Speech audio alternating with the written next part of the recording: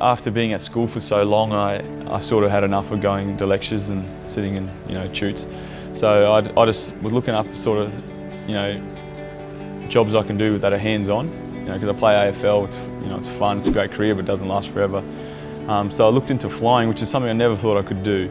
And I literally Googled it, found a flying school on the Gold Coast, and went down and went and had a chat. And before 2 weeks later, I was up flying, starting my commercial pilot's license. So I've just sort of completed my recreational pilot's license. So there's a few steps to be getting your commercial license, but it's going great. It's hard to do when you only have 1 day a week, if you can, to go up and fly, and that's weather dependent. But it's also great to take your mind off footy and the pressures that you put up with week in, week out throughout an AFL season. So it's a career after football, life after football, but it's also a hobby of mine that I can enjoy.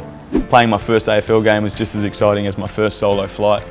You can't really think about the bad game you played or anything else that's happening back home, because you're trying to stay alive and fly an aircraft. But yeah, there is a sense of freedom when I go out by myself, go down to Byron Bay and go around to the lighthouse and stuff. And it's indescribable, sort of.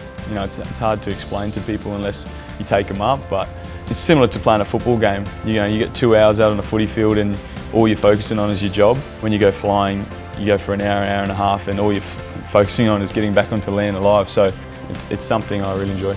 I've tried Googling and finding out how many Indigenous pilots there are. I think there might be 1 or 2 commercial pilots.